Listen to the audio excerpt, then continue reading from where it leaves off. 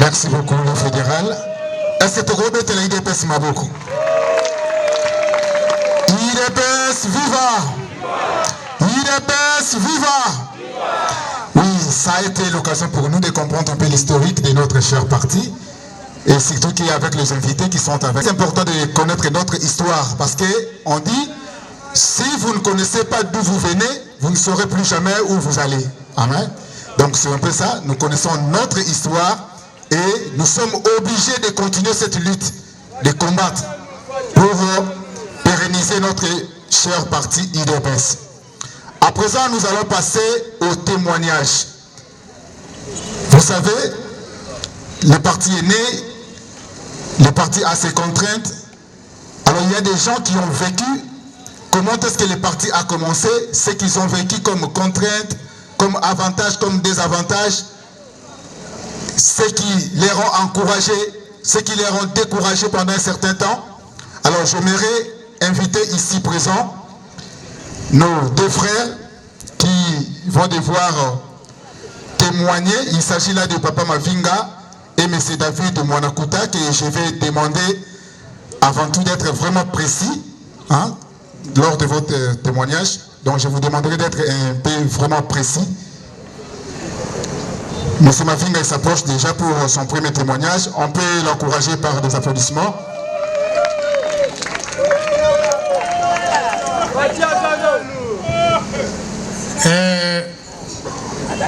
Ngai témoignage na ngai ezokende na persévérance. Vraiment, bino boko boyebi comment nous avons en direct. Ngai depuis 1990 naza na comité ya Mwanda. À partir ya MPR, nous avons en direct. Nyoso tomonaki metoza kaka na kati ya idée. Tozana idée. Tozana IDPS. Vraiment, à partir ya MPR aye kobimisa mutu te, même awa na Mwanda. Mais biso awa na Mwanda to banda kobimisa mutu. Ezala ba défilé. Oh non, tozana défilé à 30 juin, tozana défilé à Boyna Boye, IDPS, to défilé, puis tozana kaka na 4. Tozo défilé. Mose aye bino boko boyebi ti bazongisi Etienne na mboka e biso awa kobimisa mutu te, mais biso to banda kobimisa kaka mutu. To banda kobimisa kaka mutu. Alors, yami sat Kabila le fils aye et nous avons en direct avec les gens de PPRD. Mais ngai moko nazo kolobela bino awa, c'est que j'ai en direct 30 juin 2008 Mustapha Amoningai nazo défilé parce que j'étais parmi les promoteurs de l'école, j'étais promoteur de l'école Massamba, ex-Massamba, mais à ce moment c'était la dénomination de Bakiville que j'avais hérité.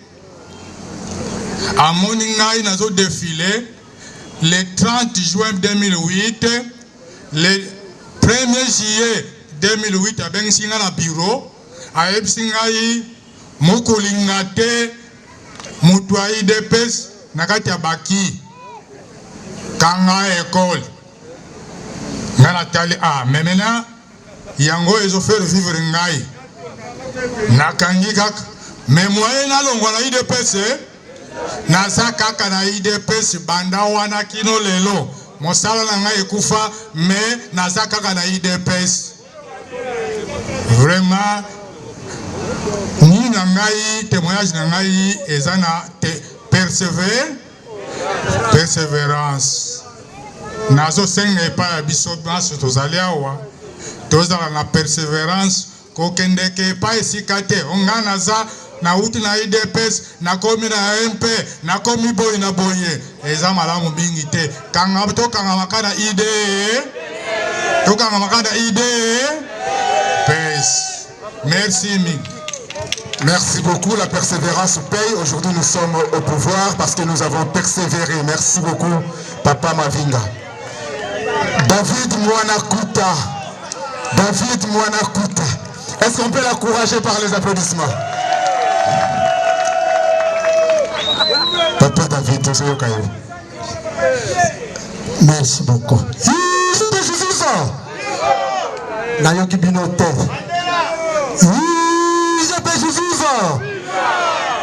Nabanza naza combattant ya IDPS ya Tongo. Ngai nabandi IDPS na Kinshasa nazaki président cellulaire ya cellule 6 na Njili na quartier 6 naki président. Na kati ya IDPS na koti le 27 juillet 87. Alors na yebi l'événement nyonso na kati ya IDPS kotumba ba bilan biso bato tozalaki kosala stratégie ndenge nini tokotumba ba bilan. Alors tango musugusugu eleki mingi na Kinshasa na kimi na Equateur na Nord Bangi na komi na Nord Bangi na kokuta grand frère za kuna docteur alabi awoye Robert Bisanga Musala Mobutu yaka mingi wana gemena awate alonga kuna nazo Kinshasa na Kinshasa mwayeka kate na yena na keluozi na cadre ya IDPS ozi kuna mwayete alonga ozi na komi na Kimpese mwayete na ye na Mwanda na yo kokuta IDPS ezalaki section eza dépendre na Boma. Alors rai souvent mingi na banda okende kokuta na président Yemoko Etienne Tshisekedi. Chaque fin du mois il faut na kende Kinshasa na kuta na chef to solola na ye. Tango na komi kuna to kosolola makambo nyonso tout na koya na kopesa compte rendu et pas président Massamba. Alors président Massamba David ndeko kendeka kuna na Monique tozali na section moi de fait comme fédération na keyi to solo titi et sili président Tshisekedi atindi chargé d'organisation Mwampata ye tozala kingai na président Massamba na pauvre de Mwamba to solo li sili tango to solui esili to pesi maloba na Mwampata alobi biso turoyo to dépendre susu na Boma te il faut Mwanda ezwa fédération parmi tozalaki 53 fédérations les seuls territoires comme Maka fédération ezali territoire à Mwanda. Alors Mwampata accueillir Sololi, ce qui n'a pas entre lundi bien mercredi. Ngai nazaki na numéro ya monsieur président Etienne Tshisekedi. Namoni 11h30 appel ekoti. Na yambi alobi monsieur David. Est-ce que na koki rejoindre président Massamba? Ngabi oui, dans 5 minutes. Na bengi président Massamba babimaki bazaki na seki de Mwamba bayaki côté ya Wenja Malongo abi président ya Mbangu monsieur Tshisekedi azobenga yo président na seki de Mwamba baye Mbangu tokutani na kwe ya hôpital ya Zendo. Alors monsieur Tshisekedi asengi président Massamba na lingi komona bakombo ya comité fédéral la bande président Massamba zoyo kangai président Massamba salaka comité fédéral nanzela monsieur Tshisekedi a senga qui me dit et président a proposé la liste à combo a commis ce qui n'a pas été fait ça entre mercredi ou bien lundi na 12h président a sali a pesi message wana pa Yemoko Tshisekedi après IDP UDPS ya Mwanda ndenge ekomaki fédération na banza mingi bayebi yango te kobanda lelo boyeba Mwanda ndenge ekomilaka fédération bato ya boma balingaki te Mwanda ezwa fédération na banza mwa masolo eza mingi na soki wana tokonabo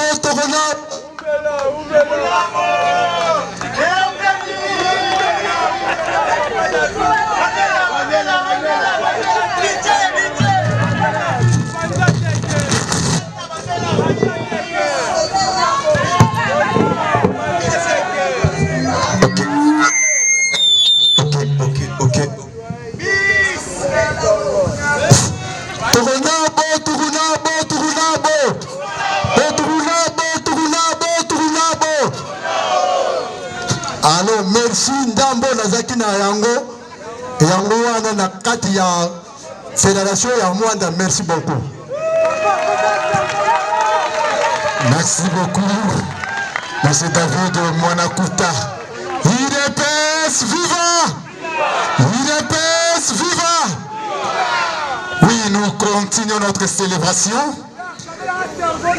À présent, nous allons encore, avec tout le respect, rappeler sur ce podium le président fédéral, M. Théophile Massamba Lutumba, afin de nous retracer réellement l'historique de l'UDPS Fédération de Mwanda. Pendant qui s'approche, nous allons nous lever à tout Seigneur, tout honneur. Élevons-nous. Totelemi, à tout Seigneur, tout honneur. Il va nous retracer l'historique de l'UDPS Fédération de Mwanda. Parce qu'avec le chef de département, Franck Moukena, il nous a parlé de l'UDPS en général. Et maintenant, nous allons connaître l'historique de l'UDPS Fédération de Mwanda avec le président Massamba. Je vous prie de vous rasseoir. Merci. Songandila.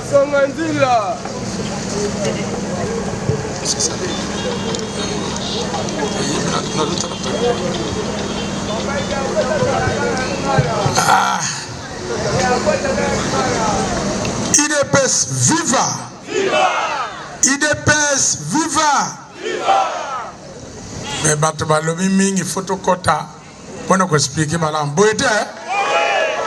Alors tokokende boye fédération ya Mwanda et botama na cadre dynamique ya implantation ya ba territoire nyonso pona démocratie et vana na mboka boyete. Alors biso na Mwanda awa tango et yokani ke il faudrait UDPS ekota et sengaki il faudrait et représenter bato oyo bakokaki kosunga parti boyete. Alors le départ ezalaki na 1989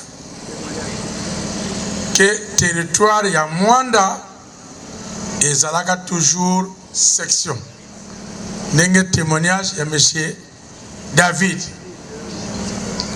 Ezalaki section, mais alors ezalaki à l'époque dirigé par Oyo Batika Biso. Totelema pour 1 minute pour te kokotanga bakomona bango. Asseyez-vous. Tozalaki na fait Papa Nungu Samson na comité na ye ezala composé na Papa Kubika. Omoni Kubika wana kuna place wana ya rompwe wana tono. Papa Kubika wana azalaki membre ya UDPS. Papa Désiré o azalaki ya bar kuna na côté de la côte. Papa Désiré wana azalaki comité ya UDPS ya lero wana. Papa Kapita o avandaki awa na stade.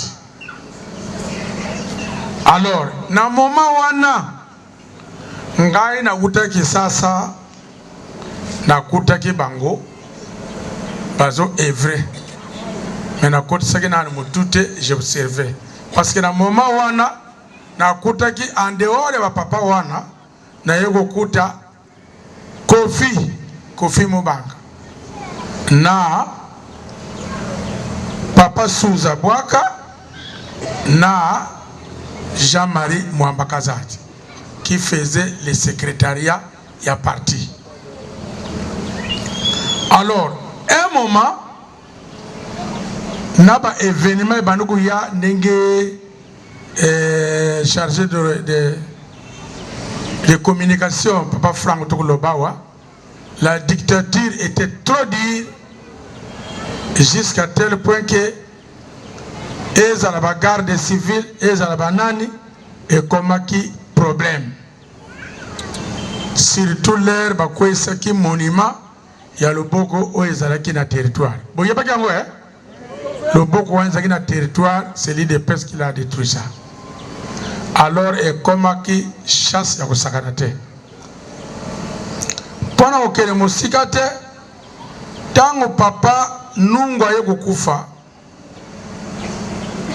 papa désirait qu'on sort, comme ma morphe, il de Pes et Koufi.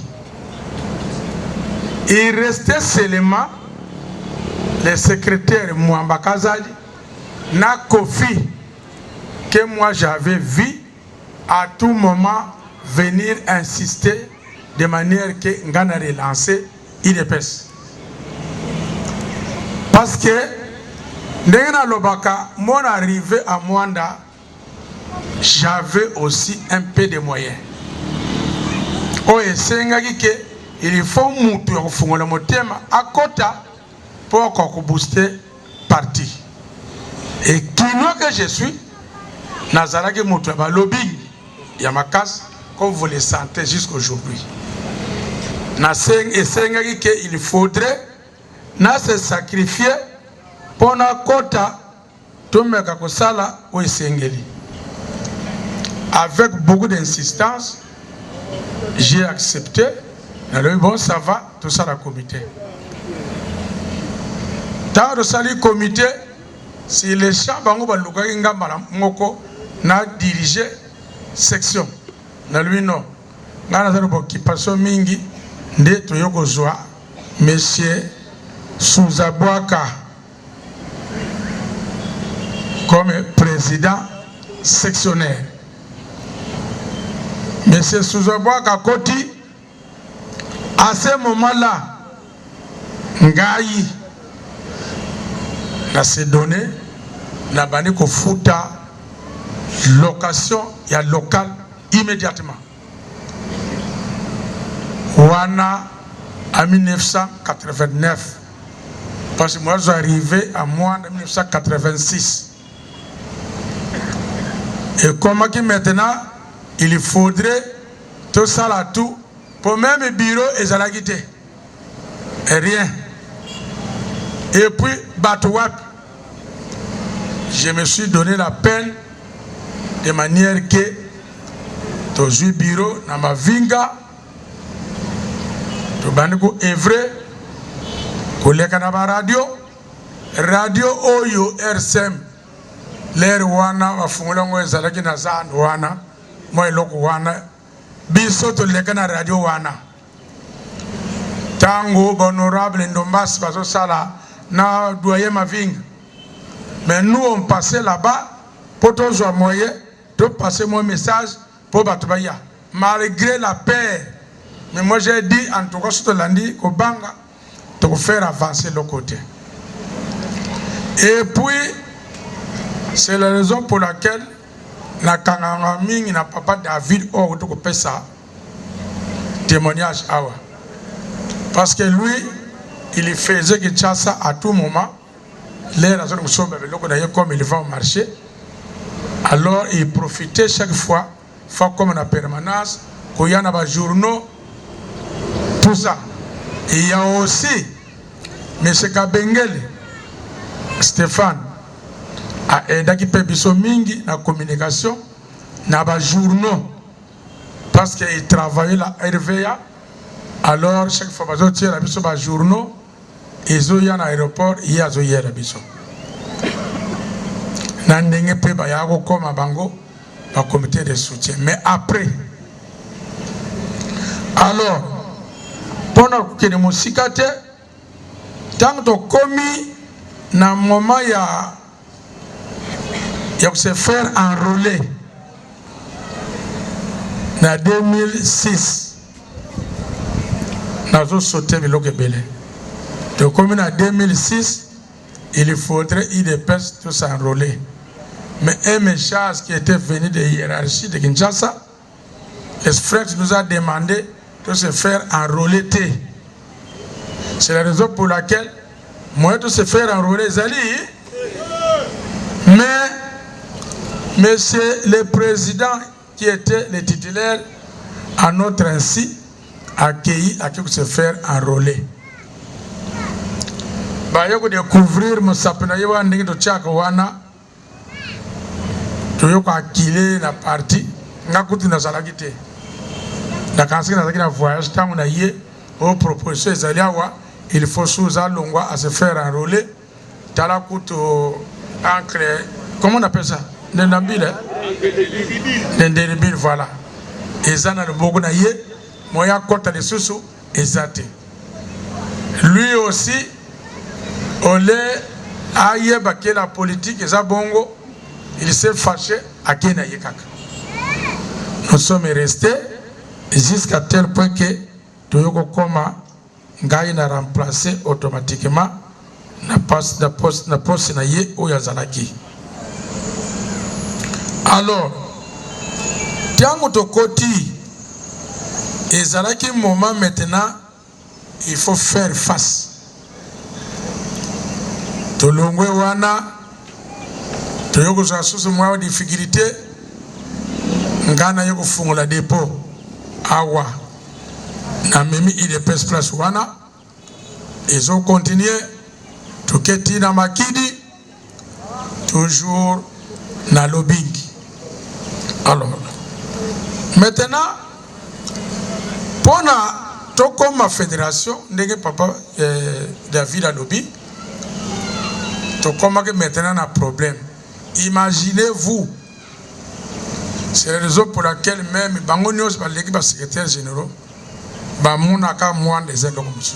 Dans la liste de la Salaki, on a participé au premier congrès. Après le congrès, Massolé Salamaki, de notre retour, automatiquement, Mwanda, où est le territoire et commis fédération. Betamabo.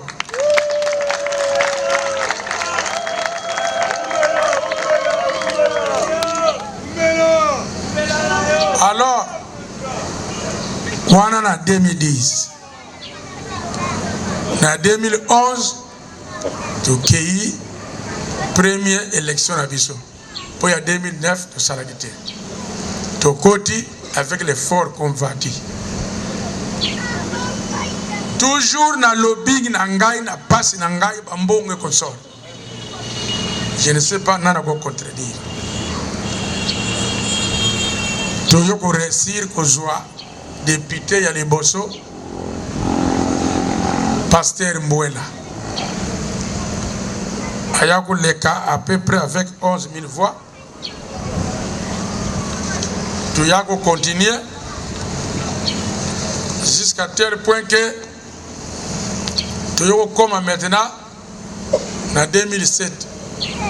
2017, vous avez suivi ce qui s'est passé en 2011. Au lieu Etienne Tshisekedi qui a été voté massivement, la démagogie avec des plans machiavéliques, il y a Kabila, moyen les cas, ils ont dit. On est resté, tout le monde qui m'a beaucoup côté, tout le monde jusqu'à 2017. En 2017, tout le monde sur l'élection. Nous avons parlé de détails. Jusqu'à tel point, on a quand même consenti, jusqu'à tel point que Yokozwa, candidat Dr Midi à Yokobima, député national. toujours sous leadership ya biso kaka. Alors, à partir de là, nde na bakonzi bayokopesa biso confiance. Maintenant, il faudrait montrer le travail. Nayoko sala l'effort, toyoko créer sikoyo ba section. Ici, nous avons 4 sections pour le moment, où ils sont officiels. Section Yabomabungu, où ils sont Kambama, na chef de secteur. Mettez-vous. Ezali Froui, il y a IDPS. Mettez-vous, monsieur le ministre. Alors, à partir de là, le président sectionnaire a eu promotion. Aujourd'hui, il est chef de secteur. Yabomabungu, et Kampami Neminito yo na adjoint na ye Gilles Telema.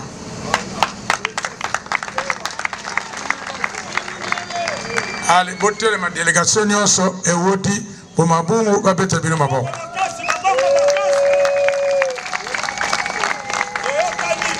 Voilà, section ya Bomabungu ils ont quoi exister. Tu y na section ya Tiamfum. Wapi président Tiamfum. Président ya Tiamfum. Son représentant.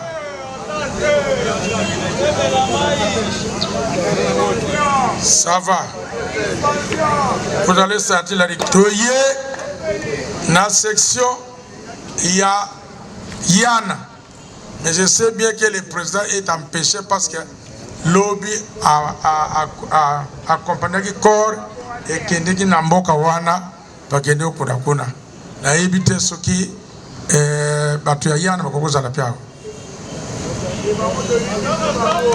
Alors, section Mamputu, mettez-vous.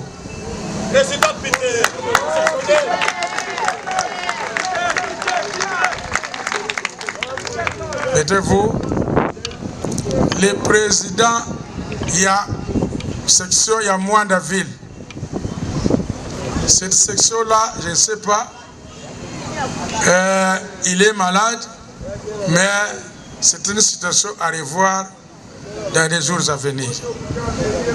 Mais Salinini et Yokobota Baselile. Yokobota Baselile Nandenge ki Totala Mosala et Zotambula Ndengini. Parce qu'avant les élections, au Utoko Leka, Mosala Yabaselile et Zalaki Makas. Jusqu'à ce que même Gamoko n'a commencé à embrouiller dans le nombre de cellules. Je pense qu'à Bomabou, si je ne m'amuse pas, ils doivent avoir plus de 24 cellules. C'est ça, non? C'est ça? Ok.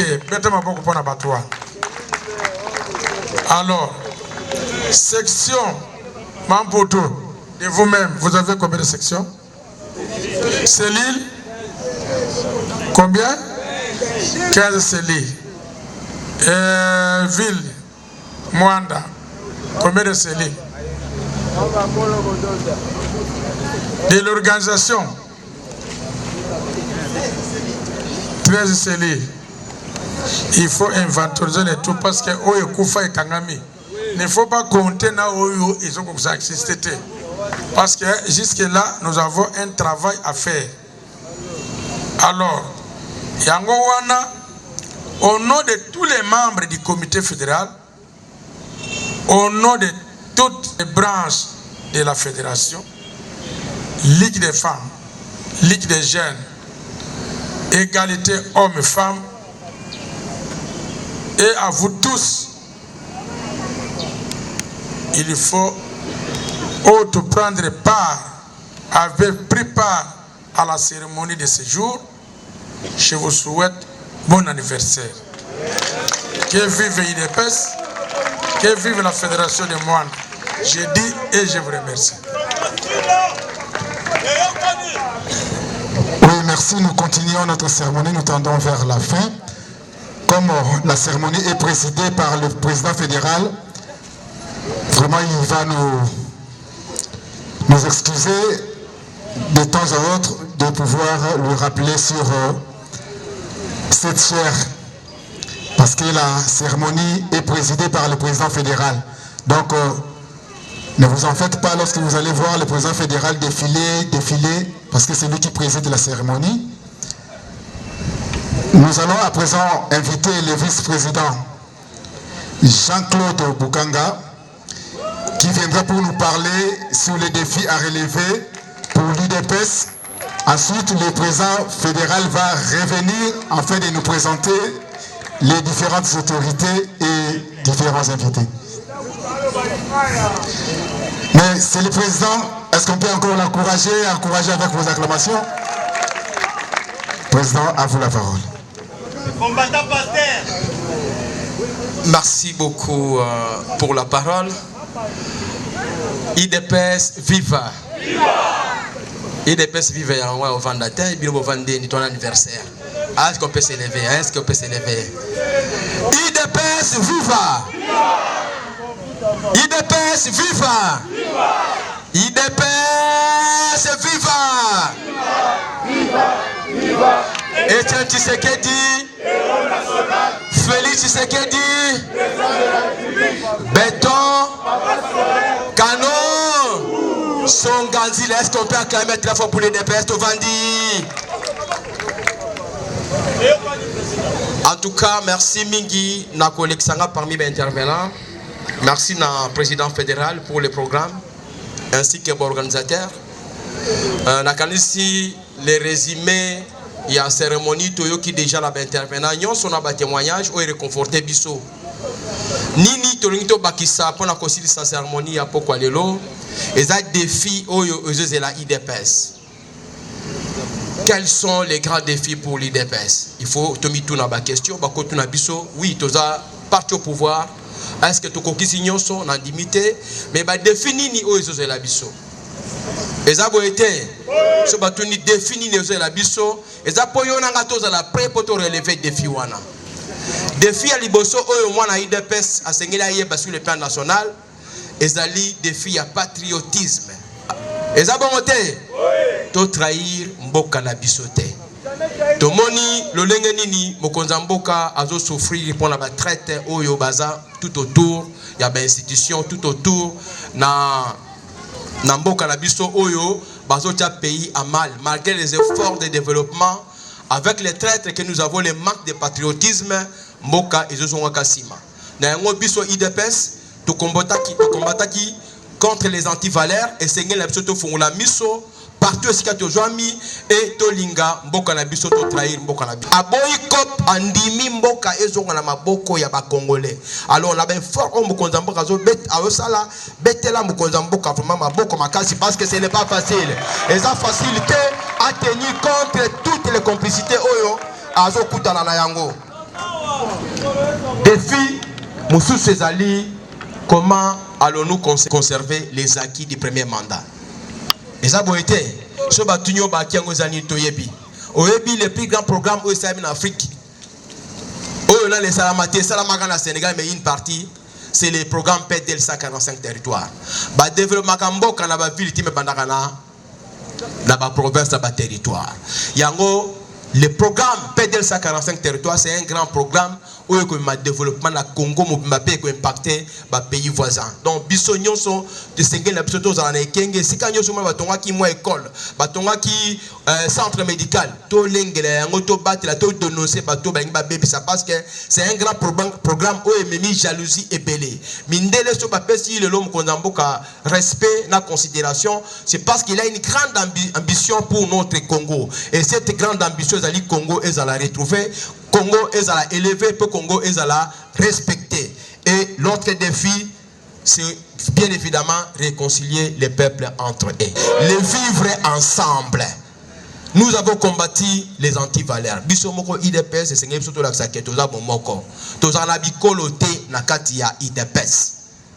Eza boyete. Ah, biso nyoso toza ba combattant na zana tina ko yebe kolo na ote pona za penepene na yo. Toza ba combattant biso nyoso. Et ces grands défis au moni munguna zo kota na tribalisme. To jouer j'ai à munguna te. Biso toza bato to bundaki contre les antivaleurs. Alors, et c'est la chose à la banane kenge, tobo ya langage à bateau yo bazo divisé mboka na biso. Maintenant, sur le plan local, na niveau à Mwanda Awa, quels sont nos défis? Défis na biso à Liboso, toyomoni ya président fédéral, a outi ko benga ba konzi ya ba cellule, ya ba section, ba musu bazalité. Pour nani parce que moi négligence est côté dans certaines cellules, dans certaines sections. Yango to le bin na mikolozali koya. Les sanctions vont tomber et Tokosala vraiment Bakasi peut changer Oyo Baza Bakanal boité parce que nous avons un grand défi qui nous attend. Ezali Kozong la leadership Nabiso Nakati ya territoire Yamwanda. IDPS est implanté sur toutes les maisons, sur toutes les parcelles na niveau ya territoire Nyoso Yamwanda. Basantike IDPS est parti ya Kosakanate. La limite ce qui est na Congo Boko Benga 10 partis ou Basali 44 ans d'existence pénalite. Mais l'IDPS est resté na idéologie na bango na idéologie na biso to tikali ferme pe le lot aux la pouvoir pe to conserver ngo le plus longtemps possible. Et défi Asuka ce que bolanda qui président fédéral à lobby na 2011 tozaki na député. Na 2018 tozali na député mais na 2023 tozali na député. Et loko wana est motivé sur davantage les prochaines élections. Non seulement tous dans les députés, mais toujours rassuré, les combattants qui ont souhaité récupérer le siège et belé pour la compte de l'IDPS. On est d'accord à Betty Maboko pour la photo. Nous sommes là, parce que les grands défis, nous allons représenter l'institution Nyonso Yamboka pour tous vraiment partir au Tobi et aller partir Yamounen et Nakati Yamboka. La Kanisi. Toyo qui biso so ezali ba défi so la biso moko na moko amitié na travail moko na moko eba ni ne sengela sala naza cellulaire naza membre ya cellule ni ne sengela sala biso pe ba fédéraux to kende ko siéger na ba cellule na biso to participer na ba réunion sectionnaire asa musala na ye pe bokomona to kotombola parti na biso. Merci beaucoup. Merci beaucoup. Tobeti maboko Jean-Claude Bukanga. Petit à petit, nous tendons vers la fin de notre cérémonie. Comme j'avais annoncé, parce que la cérémonie est présidée par le président fédéral Théophile Massamba, je vais encore pouvoir le rappeler afin de nous faire la présentation des différents invités qui sont ici présents parmi nous. Pendant qu'il avance, nous acclamons. Beta Maboko pendant que le président ce matin.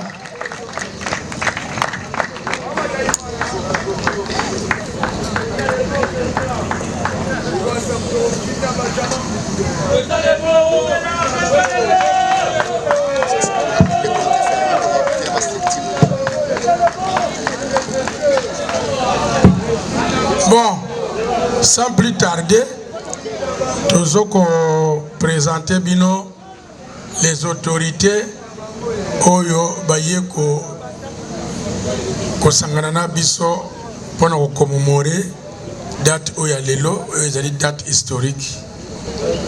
Pour l'administrateur, il a envoyé monsieur Kalenda comme aya ko représenter yé.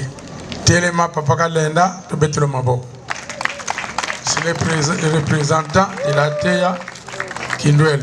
Merci. Vous pouvez se mettre. Le secteur Bomabungu, M. Edouard Telema, pour la seconde fois à Yambayo.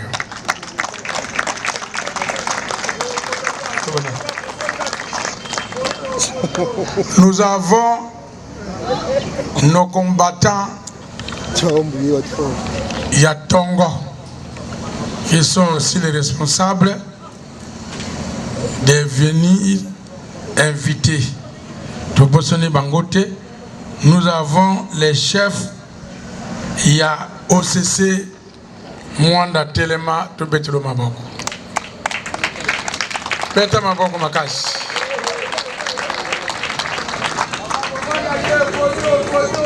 Hein?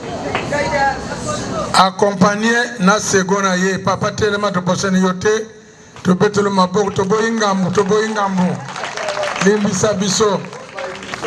Si vous aimez beaucoup, tous ensemble. To ye et pas ya ye moko Mbuta Freddy. C'est vrai. Telema to betelo maboko. Ye wana combattant ya Tongo. Il était à Boma, mais comme il est mité ici, en tant que moi Nandaku, il est venu immédiatement chercher IDPS. Bête ma beaucoup de pour papa wa. Alors, dans le cadre, il y a parti.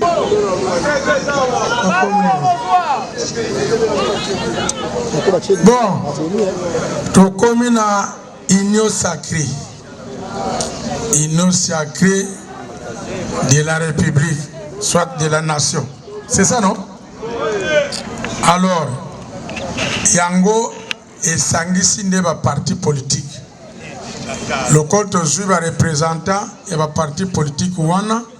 Il faut te présenter bino pour mon bango parce que c'est l'union sacrée. Ça va? Hein? Très bien, président. AFDC a été Toleki, INC, le président fédéral Shirley Kumbu. Teta Maboko. CRD, le président fédéral Jonas Bindanda. AVC, président fédéral Michel Manix. Ça va? Accompagner les grands leaders. Eva Menakuntima. Maintenant,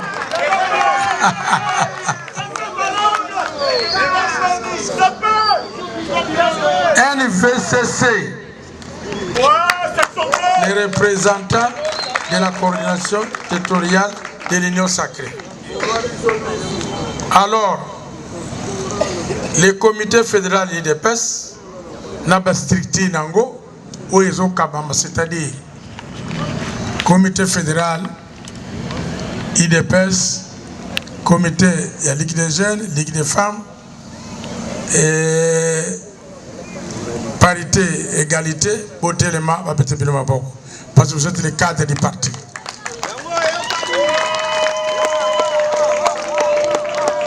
Voilà. Motuna Mosuse Zada Yangoy. Toyeawa Nakanisi Milu na Bisho Sili. Metozo kende na loko moko na mutu. Est-ce que intervenant Papa JC a parlé de défis? C'est ça, non? Oui, président. Maintenant, on a tourné le Komoko. Par défi, et s'il n'a noté, il dépêche en souffrance l'hernios. Simba laissé. Sikoyo. Bon, dit-il qu'une élection ou bien. Bon, personne n'a yanouan. Bon, lingi élection ou bien bon, lingi te. Bolingi nini?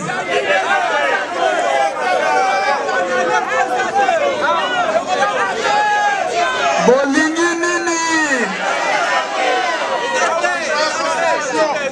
Bolingi nini?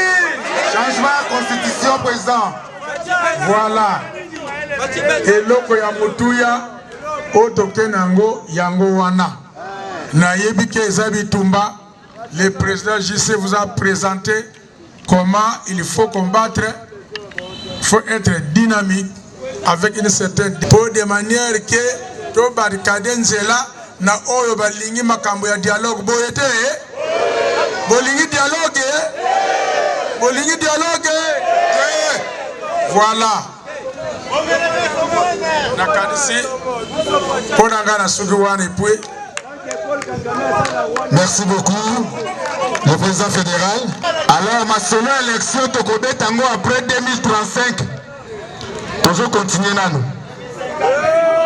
Tokobé Tango Sima. Je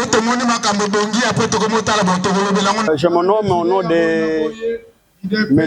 Guy Kayombo Wakazadi. Je suis le secrétaire fédéral en charge de l'organisation et implantation de l'IDPS Fédération des Moines. Aujourd'hui, c'est un grand jour de notre événement qui marque 44e année de l'existence de notre parti. Donc, en titre de festivité, c'est notre anniversaire aujourd'hui, le 15 février. Parce que ça a été commencé en 1982. Donc, en 2026, on vient de totaliser 44 ans. Tout à l'heure, vous voyez qu'il y a un peu de bruit au Ezokoleka. Il y a des témoignages des anciens qui ont vécu depuis le début de l'existence de notre fédération de Mwanda. C'est pour cela que je suis parmi les membres d'organisateurs de cette manifestation qui marque l'événement de notre mentor à la personne de l'effet Etienne Tshisekedi Wamulumba. De moi, maman présidente de la Ligue des femmes, il y a des personnes vraiment Mokola, président Massamba, Babimaki Bazaki na seki de moi. Bayaki côté ya Wenza Malo. Abi président ya kampango meseki sekeki azobenga yo. Président na seki de moi bayembango okutani na fwe ya hôpital ya Zeli. Merci beaucoup. Je crois que Bolandi Binonionso Nabokebi, activité wana, c'est vraiment une très bonne chose.